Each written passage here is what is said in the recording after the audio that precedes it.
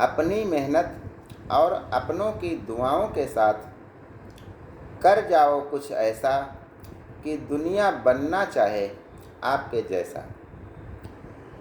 जी हाँ, ज्ञान गंगा के इस 3 पत्ती कार्यक्रम में आज मैं आपके साथ साझा करना चाहता हूँ कि सफलता प्राप्त करनी है तो हमें क्या करना चाहिए।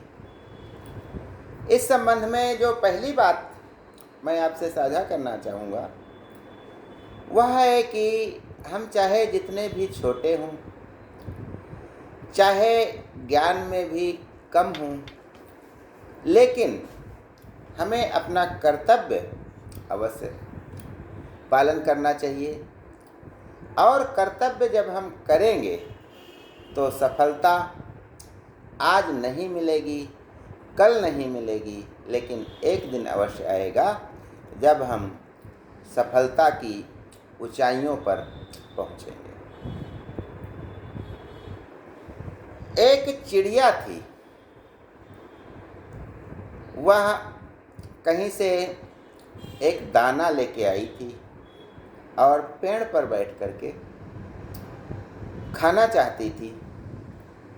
ज्यों ही उसने दाने को खाना शुरू किया कि दाना छिटक कर पेड़ के एक कोटर में गिर गया।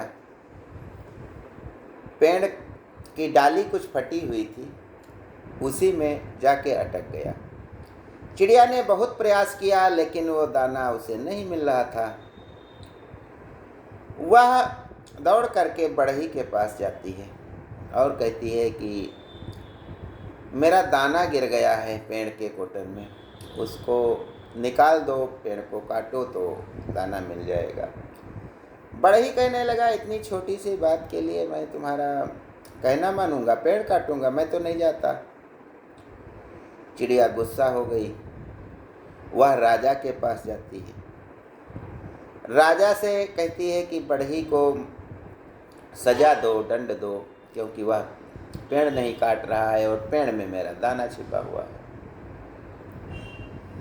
राजा भी उपहास करता है चिड़िया का और कहता है कि इतने छोटे से काम के लिए मैं तो बढ़ई को सजा नहीं दूंगा। चिड़िया राजा से भी गुस्सा हो गई।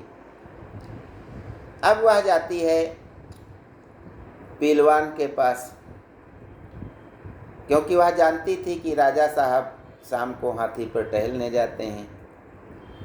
तो वह पहलवान से कहती है, जो हाथी चलाने वाला होता है महावत, उससे कहती है कि ऐसा करो, हाथी को बिधका दो और राजा को गिरा दो।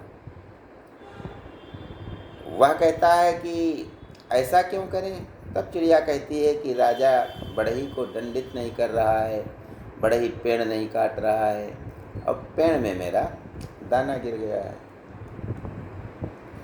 वह हाथी चलाने वाला पहलवान भी हंसने लगा और उसने कहा, इतनी छोटी सी बात के लिए मैं तो अपने मालिक को नहीं गिराऊंगा, क्यों गिरा दूं।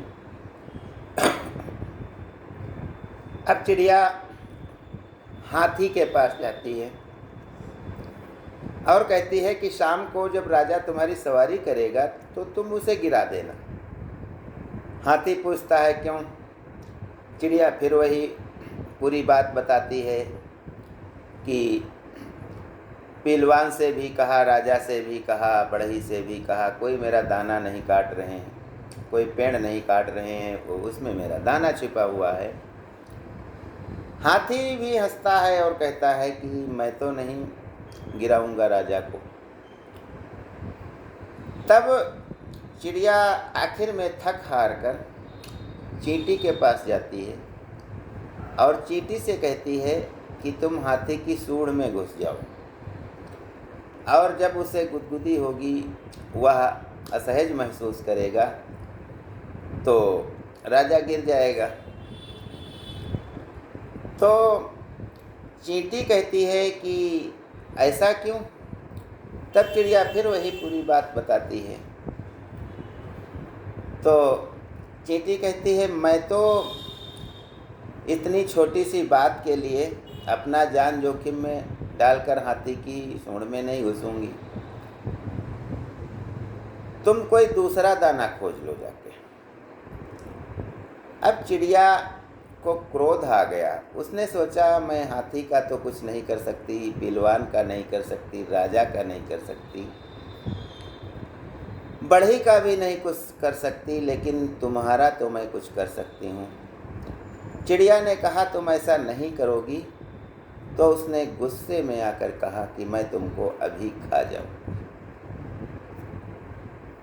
अब जब चींटी के सामने मौत मंडराने लगी तो उसने सोचा इससे तो अच्छा है मैं अपना काम ही कर दूं जो तुम बता रही हो।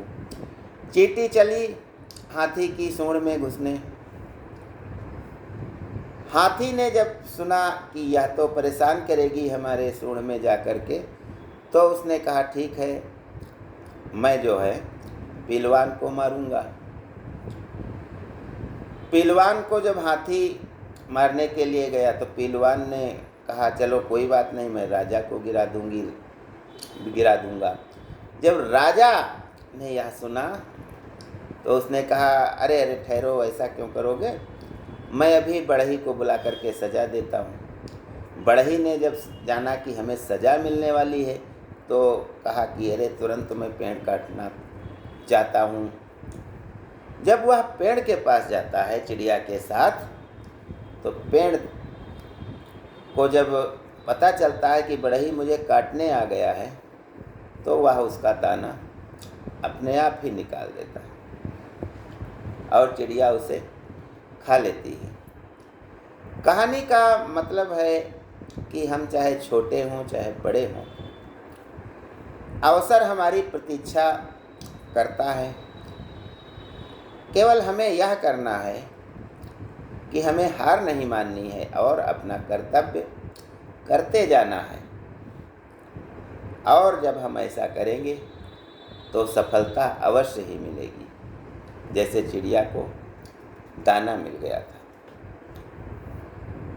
दूसरी बात जो मैं आपसे साझा करना चाहता हूँ